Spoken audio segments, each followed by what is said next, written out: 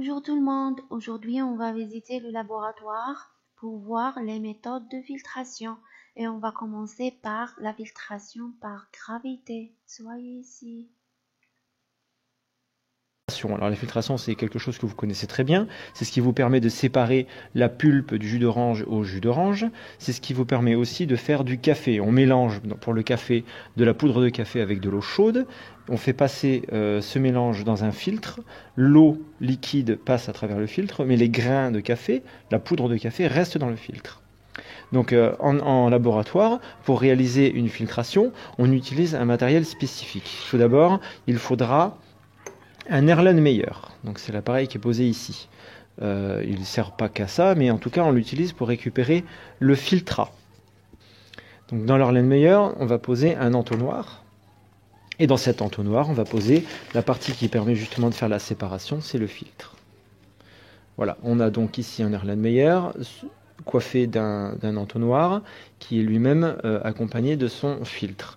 Et l'idée, ça va être de verser le mélange dans le filtre. Et justement, il ne faut surtout pas faire ce que j'allais faire là.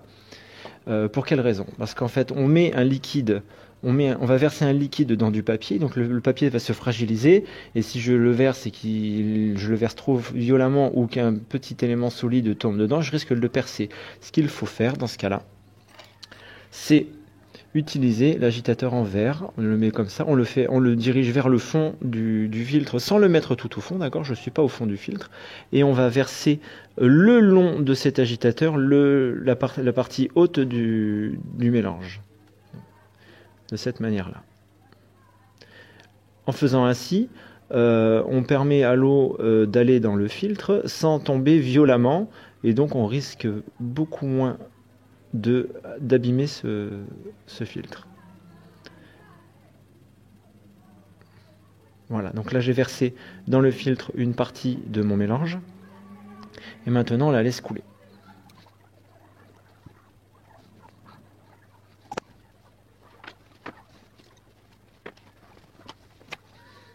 Voilà, après quelques instants, on récupère ici un liquide au fond de l'Erlenmeyer.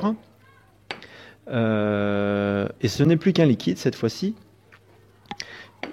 Toutes les particules de terre que nous avions avant ont disparu, en tout cas toutes les grosses particules de terre ont disparu, et le résultat est celui-ci. Alors, Et maintenant avec la filtration sous pression. Here I'm going to show you filtration of about 25 milliliter of sample using a 33 millimeter syringe filter.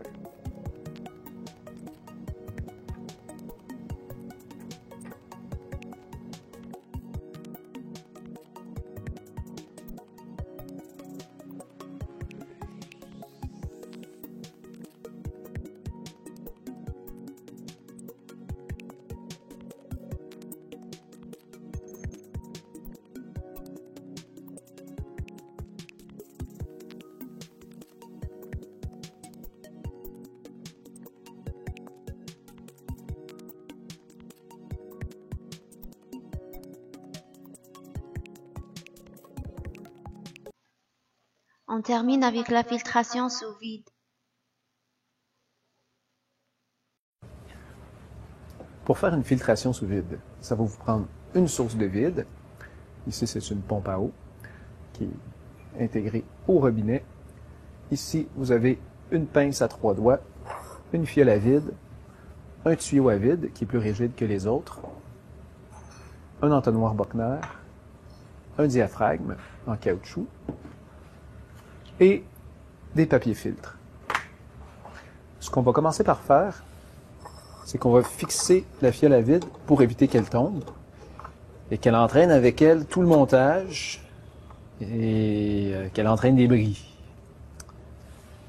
Donc, une fois la fiole fixée, on peut ajouter le reste, c'est-à-dire le diaphragme, le Bochner,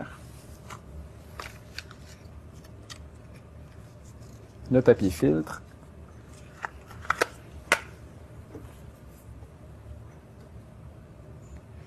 et le tuyau.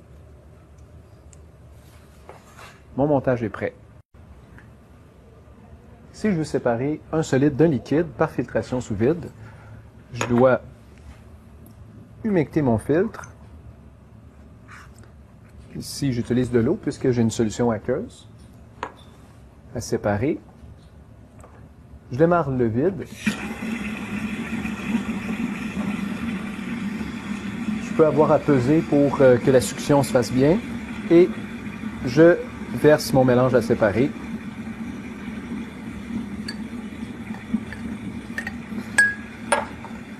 Je vais avoir une certaine quantité de solide qui peut rester dans le fond, que je pourrais récupérer aussi.